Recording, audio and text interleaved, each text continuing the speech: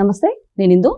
ఏపీలోని అరాచక పాలన తట్టుకోలేక చాలా మంది ఐపీఎస్లు ఐఏఎస్లు అయితే రాజీనామా చేస్తున్నారంటూ, ఈ నేపథ్యంలోనే ఐపీఎస్ సిద్ధార్థ్ కౌశల్ గారు కూడా రాజీనామా చేశారంటూ వైసీపీ కానివ్వండి, సాక్షి దినపత్రికలు కూడా ఆరోపణలు చేస్తున్నాయి. మరి దీని గురించి డిస్కస్ చేయడానికి మనతో పాటు సీనియర్ జర్నలిస్ట్ శ్రీనివాస్ గారు ఇప్పుడు మనతో ఉన్నారు.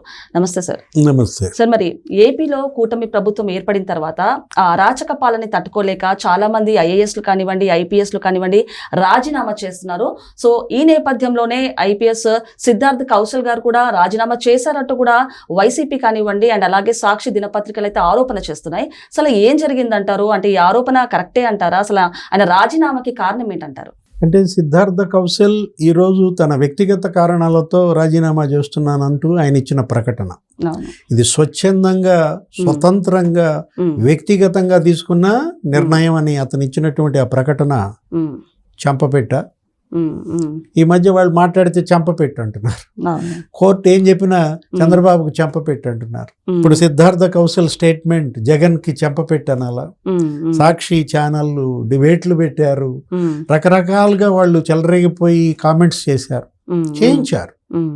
ఏది రాజకీయ వేధింపులు అన్నారు, లేకపోతే అసలు గతంలో జరిగినటువంటి ఐపీఎస్ల సస్పెన్షన్లు, జైళ్ళకి వెళ్ళటం, అసలు ఎంత వేధిస్తుంది చంద్రబాబు ప్రభుత్వం అంటూ కౌశల్ రాజీనామాను అడ్డం పెట్టుకుని ఎంత రాజకీయం చేశారు. అంటే ఇవాళ వీళ్ళు రాజకీయానికి ఏదైనా చేస్తారు. ఏది జగన్మోహన్ రెడ్డి లేకపోతే వైసీపీ లేదా వాళ్ళ మీడియా. మనం చూసాం సింగయ్య మరణం, లూర్దు మేరీని అడ్డం పెట్టుకుని మళ్ళీ రాజకీయం. అంటే అసలు ఇంకా వీళ్ళు ప్రతిదీ ఆ కోణంలోనే చూస్తారా? అంటే ఇక మానవీయ కోణం అనేది ఉండదా అసలు? మళ్ళీ ఆయన మాట్లాడితే జగన్మోహన్ రెడ్డి విలువలు అంటాడు, విశ్వసనీయత అంటాడు. విశ్వసనీయత అన్నాడు, విశ్వసనీయత అంటాడు. అంటే ఇవాళ ఇవా విలువలు? జగన్మోహన్ రెడ్డి వైఎస్ఆర్ కాంగ్రెస్ పార్టీ నాయకుల్ని లేకపోతే వాళ్ళ మీడియాని జనం అడుగుతున్న ప్రశ్న, నేను వ్యక్తిగతంగా రాజీనామా చేశాను, నా కుటుంబ సభ్యుల ఆకాంక్ష మేరకు రాజీనామా చేశాను, నా దీర్ఘకాలిక లక్ష్యాల మేరకు రాజీనామా చేశాను. కౌశల్ ఇస్తున్న ఆ ఒక్క స్టేట్మెంట్ లో ఏం కనపడుతోంది? అతనికి ఐపీఎస్ దానికన్నా ఇంకా ఉన్నత స్థానానికి వెళ్ళాలన్న కోరిక, ఆయన దీర్ఘకాలిక ఆకాంక్ష ఏదో అంటున్నారు, కుటుంబ సభ్యుల ఆకాంక్షలు ఏవో ఉన్నాయంటున్నారు. ఆయన ఏమన్నారు? ఆంధ్రప్రదేశ్లో పనిచేయడం తనకి గర్వకారణం అన్నాడు. ఎవరికి చెప్పబెట్టు? ఇప్పుడు చంద్రబాబు మరి వాళ్ళ 1 year ఆయన పరిపాలన, కూటమి ప్రభుత్వం ఏర్పడి అసలు వాళ్ళు చేసిన దుష్ప్రచారాన్ని ఖండించారు. ఏంటి? తీవ్రంగా ఖండిస్తున్నాను, దీనిలో మీరు రాజకీయాలని చొప్పించి ఈ విధంగా వివాదం చేయడం దురదృష్టం అంటూ కౌశల్ ఆయన ఏంటి? ఆయన Himachal Pradesh native, 2012 batch, 2012 IPS బ్యాచ్కి చెందిన ఆయన. ఇప్పటికి ఎన్నాళ్ళు సర్వీస్ పుటప్ చేశాడు? 13 ఏళ్ళు సర్వీస్ పుటప్ చేశాడు. ఇప్పుడు ఆయన ఏంటి? ఏఎస్పీగా పార్వతీపురం ఏజెన్సీలో పనిచేశాడు, విశాఖ, ఉత్తరాంధ్ర, మన్యం ఆ ప్రాంతాల్లో. నెక్స్ట్ కర్నూలు ఎస్పీగా చేశాడు, ప్రకాశం, కృష్ణా జిల్లాల సూపరింటెండెంట్గా పనిచేశాడు. ఇప్పుడు అతను వీళ్ళలాగా అతను వివాదాస్పదం కాకపోవడమా? అసలు దీనికి పిఎస్ఆర్ ఆంజనేయులు జైలుకి వెళ్ళడానికి ఏంటి సంబంధం? ఏమన్నా ఉందా? పిఎస్ఆర్ ఆంజనేయులు తొలి నుంచి వివాదాస్పద ఐపీఎస్, ఎక్కడ పనిచేస్తే అక్కడ రభస రత్స. అక్కడ దాకా ఎందుకు? వల్లభనేని వంశీకి పిఎస్ఆర్ ఆంజనేయులకి మధ్య ఎంత గొడవ జరిగింది. అక్కడ ఎవరో లేడీ డాక్టర్ విజయవాడలో ఆమెను బెదిరించటం, వేధించటం, వాట్సాప్ మెసేజ్లు పంపటం ఒక ఐపీఎస్ చేయాల్సిన పనేనా? ఒక ఫిమేల్ డాక్టర్కి బులుగు చీర వేసుకురా అంటావా? జుట్టు ఎర్రబోసుకోమని చెప్తావా? అంటే నువ్వు ఆ మెసేజ్లు పంపుతున్నావంటేనే నీ నైజం ఏంటో అర్థమైపోతుంది. అసలు ఐపీఎస్గా నువ్వు అన్ఫిట్ అని కదా ఆ రోజు మహిళా సంఘాలన్నీ గోల పెట్టాయి. ఆమె ఎవరో సిపిఎం నాయకురాలు రమాదేవి ఆ పిఎస్ఆర్ ఆంజనేయులు నిజ స్వరూపాన్ని అసలు మీడియా ముందు పెట్టింది.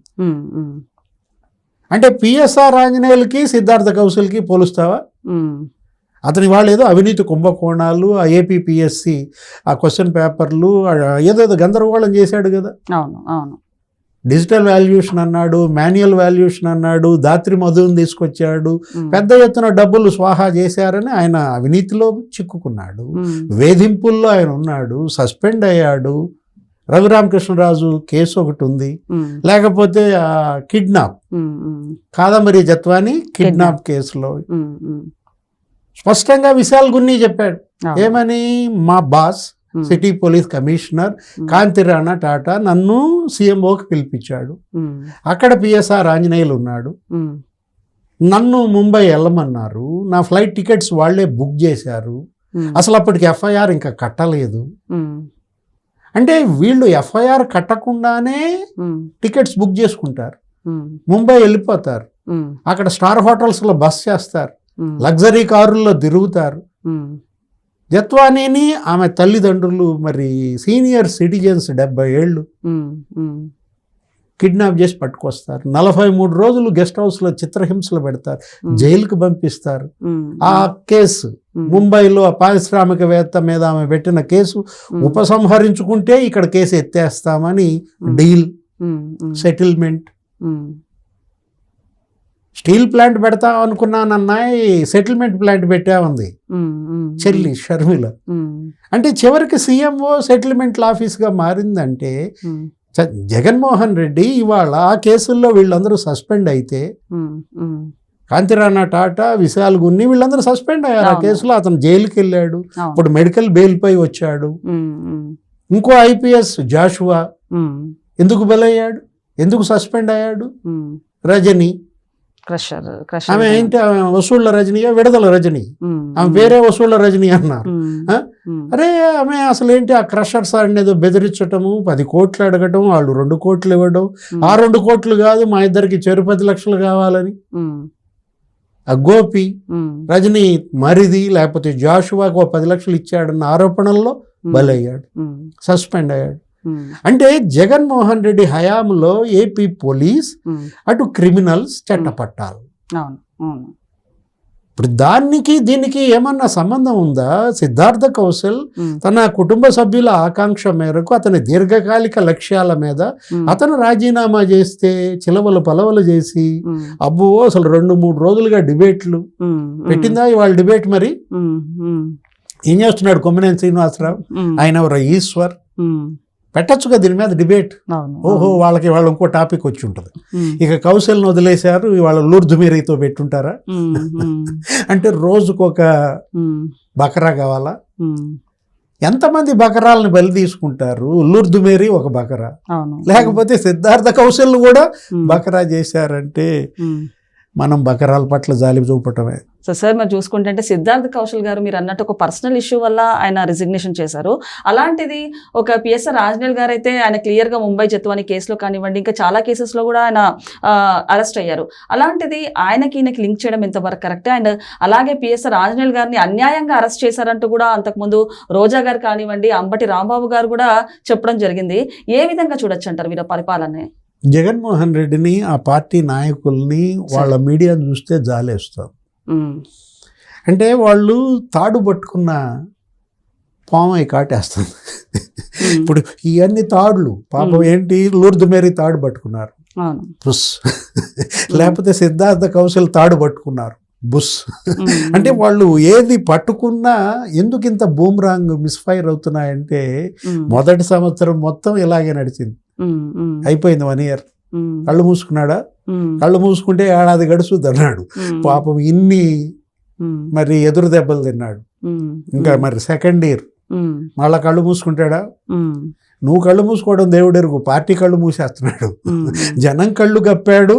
ఇప్పుడు అసలు ఆ పార్టీ ఎప్పుడు కళ్ళు మూస్తుంది? సో సార్ ఇప్పుడు మనం చూసుకుంటే ఫైనల్గా జగన్మోహన్ రెడ్డి గారు పర్యటనల తర్వాత పాదయాత్ర చేస్తారు అంటూ కూడా చెప్తున్నారు. అంటే పాదయాత్ర కాదు జైలు యాత్ర చేసుకో అంటూ కూడా కొంతమంది ఆరోపిస్తున్నారు. సో దీన్ని ఏ విధంగా చూడొచ్చు అంటారు? చేస్తున్నాడుగా. ఇప్పుడు చేసేది జైలు యాత్రే. ఏది ఇప్పుడు అది పాదయాత్ర తర్వాత ఎప్పుడు 2027 అన్నాడు. 27 దాకా అసలు నన్ను ఉంచుతారా ఈ లోపు ఎత్తుతారా అనే భయం ఏదో ఉన్నట్టుంది. అందుకని పాదయాత్ర అని మళ్ళా మొన్న అన్నట్టున్నాడు. పాదయాత్ర ఇప్పుడు అప్పుడే చేయడు. జిల్లా పర్యటనల తర్వాత పాదయాత్ర అన్నాడు. జిల్లా పర్యటనలు కూడా ఇప్పుడు చేయడు. ఎందుకంటే అతనిలో బాగా బద్ధకం పెరిగిపోయింది. సుఖానికి అలవాటు పడిన ప్రాణం కదా, అంత తొందరగా రోడ్ల మీదకి వస్తాడా, నడుస్తాడా? ఇదంతా ఏంటంటే జనం సుఖపడకూడదు, జగనే సుఖపడాలి. జగనే సుఖపడాలి, జనం సుఖపడకూడదు. అంటే జనం ఏడవాలి, జగన్ నవ్వాలి. జనం నవ్వితే జగన్ ఏడుస్తాడు. అంటే ఇక్కడ ఏంటంటే ఇప్పుడు మీరు జైలు యాత్ర అని ఎందుకన్నాను, పిన్నెల్లి రామకృష్ణారెడ్డిని పరామర్శించడానికి నెల్లూరు వెళ్ళాడు జైలుకి. అక్కడికి వెళ్ళి ఆయన ఇరికిచ్చాడు. ఈవీఎం పగల కొడితే తప్పేంటి అన్నాడు. లేకపోతే వల్లభనేని వంశీ పరామర్శకి ఆ బెజవాడ జైలుకి వెళ్ళాడు. అక్కడికి వెళ్ళి నేనేమనుకున్నాను, మట్టి తవ్వుకుని అమ్ముకుంటే తప్ప అని అంటాడేమో అనుకున్నాను. లేకపోతే నందిగం సురేష్ గుంటూరు జైలుకి వెళ్ళాడు పరామర్శకి. వరుసపెట్టి చెప్తున్నా ఈ జైలు యాత్రలో ఇప్పుడు ఆయన ఎన్ని జైళ్ళు చూస్తుంటాడు. బెజవాడ జైలు, లేకపోతే గుంటూరు జైలు, నెల్లూరు జైలు, మళ్ళా కాకాని గోవర్ధన్ రెడ్డి పరామర్శకి నెల్లూరు జైలు అన్నాడు. తర్వాత ఏదో తన హెలిప్యాడ్కి పర్మిషన్ ఇవ్వలేదు, ఏదేదో రకరకాల కారణాలు చెప్తాడు. హెలిప్యాడ్ పర్మిషన్ ఇవ్వకపోతే రోడ్డు మార్గాన్ని వెళ్ళలేవా? ఇది ఒక వంక. హెలికాప్టర్ ఇవ్వనన్నారు. హెలికాప్టర్ యజమానులు భయపడిపోతున్నారు. జగన్మోహన్ రెడ్డికి హెలికాప్టర్ పెట్టమంటున్నారు. ఎందుకంటే రాఫ్తాడ్లో హెలికాప్టర్ను ధ్వంసం చేశారు, ఆ ఫ్యాన్ ఎరగొట్టారు, ఆ తలుపులు ఆగారు. అంతమంది 100 మంది జనాన్ని తోపుదుర్తి ప్రకాష్ రెడ్డి హెలిప్యాడ్ మీదకు దోలాడు. వామ్మో అని చెప్పి ఆ పైలట్ అనిల్ కుమార్ అతను వదిలేసి జగన్ని ఆ హెలికాప్టర్ తీసుకెళ్ళిపోయాడు. మళ్ళా ఆ పరిస్థితి హెలికాప్టర్ వాళ్ళు తెచ్చుకుంటారా? దాన్ని అడ్డం పెట్టుకొని మళ్ళీ అందులో కూడా రాజకీయం చేయాలి కదా. అందుకని ఏమని చెప్పాడు, నాకు హెలిప్యాడ్ ఇవ్వట్లేదు. హెలిప్యాడ్ ఇవ్వలేదా? హెలికాప్టర్ రానందా? నెల్లూరు ఎంత దూరం? ఏం రోడ్డు మార్గాన్ని వెళ్ళలేవా? నువ్వు సత్తెనపల్లి రోడ్డు మార్గంలో ఎలా వెళ్ళావో మనం చూసాం. వద్దులే, అక్కడ 3 ప్రాణాలు బలయ్యాయి. ఇప్పుడు నెల్లూరు రోడ్డు మార్గంలో వెళ్తే 30 మంది బలవుతారు. నాకు లాంచ్ చేయడానికి సరైన ప్లేస్ ఇవ్వలేదు అంటూ కూడా ఆరోపిస్తున్నారు. అంటే కావాలని గవర్నమెంట్ ఇలాంటివి చర్యలు చేస్తుందంటూ కూడా చెప్పుకొచ్చారు. తుమ్ము వచ్చిందంట జగన్మోహన్ రెడ్డి. దీని వెనక చంద్రబాబు కుట్ర ఉందంట. జలుబు చేసిందంట జగన్మోహన్ రెడ్డికి, దాని వెనక లోకేష్ కుట్ర ఉందంట. ఓకే సార్, నమస్తే. నమస్తే.